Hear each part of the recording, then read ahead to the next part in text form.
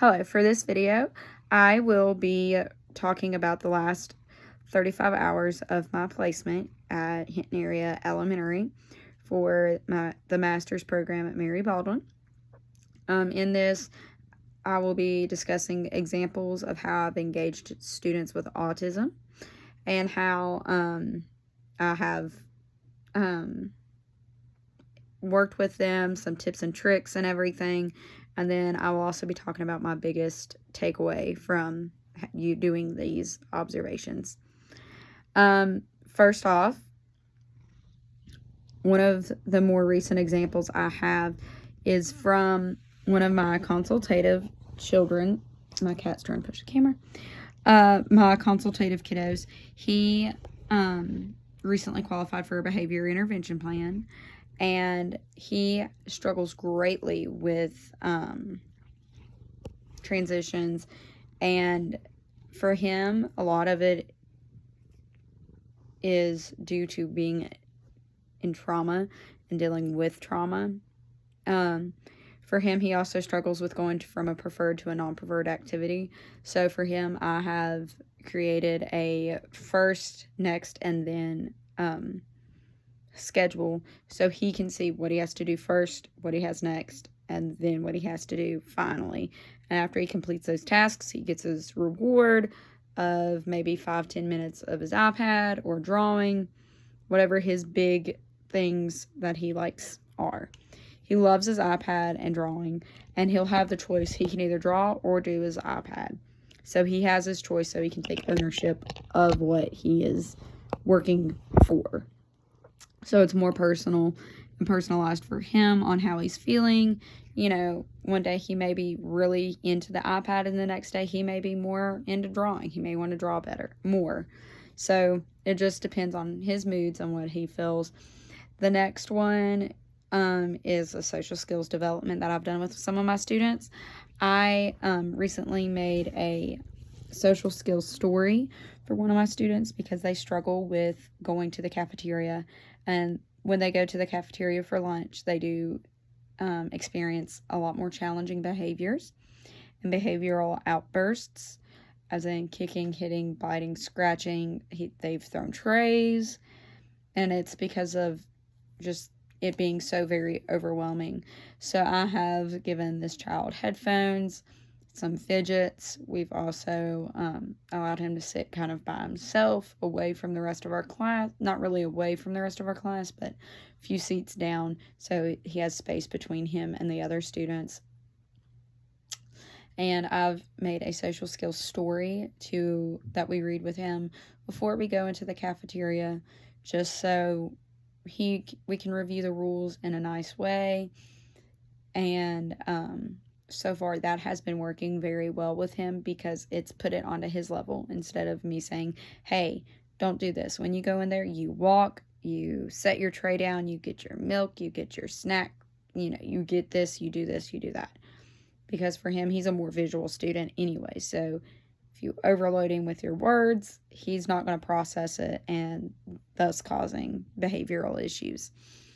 The next one that I would like to talk about is some sensory considerations that I've implemented. I've done the headphones. I have implemented some visual timers for some of my students.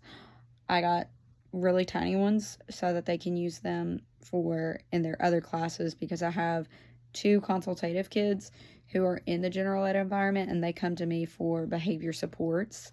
So they'll work with me maybe 10-15 minutes at the end of the day. We just kind of check in with each other, see what's going on, what's worked, and everything else. And they do self-monitoring because they are high enough to do that. They're my only 2 highest kids I can.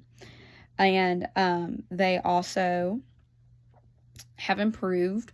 One has regressed with it because he is a foster kid, and he is getting more visits and staying the night more at his biological family's house.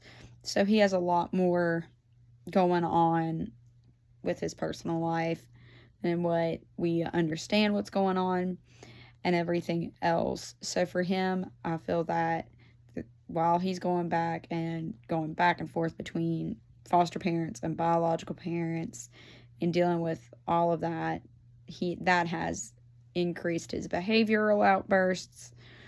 And this week he ended up going home early because he had so much behavior going on.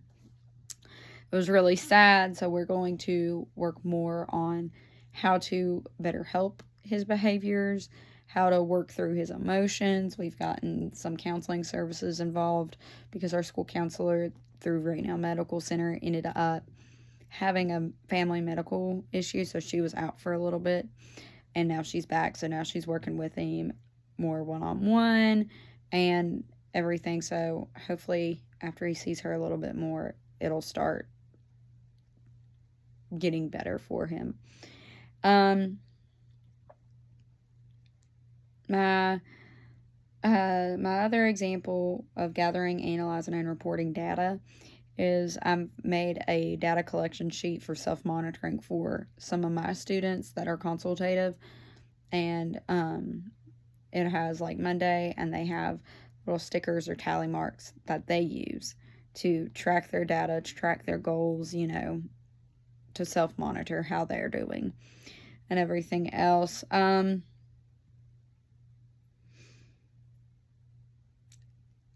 have also been collaborating with the new teacher at my school. She's a TIR, so she's a teacher in residency, and she's doing what I did when I did my student teaching. Basically, you take on a full-time teaching position and you become the teacher for your student teaching. You don't have like a teacher in the room with you while you student teach. It is your official classroom. So I've been collaborating with her and showing her the ropes on how to kind of be a special education teacher, dealing with the children, because the children that she has are my first year students. And I've been giving her some advice on how to handle some of their behavioral outbursts and everything, how there's certain triggers and everything like that. I've also provided support in how to write IEPs, track goals and data, and organizational tips. One of my biggest takeaways from the video, or not from the video, from my placement, is that I have learned a lot more about how to better help my students and how to be more supportive with my work environment and everything else. And also, I've learned to be a leader and to help other teachers, help the students who are in their classroom who maybe don't qualify for special education services due to maybe that they are so high functioning that they don't qualify for any of it. But I've been able to help and work with those teachers to help create a more sensory-friendly classroom, and I feel that has been one of my biggest takeaways from this, is learning more about how to help students with autism from the posts and the materials and everything, and getting a hands-on experience, and also being able to help gather ideas and everything to give to the general ed classroom teachers who do have students with autism or maybe even just sensory processing disorders, and help their students regulate and have a sensory friendly classroom. I hope you enjoyed this video, and thank you.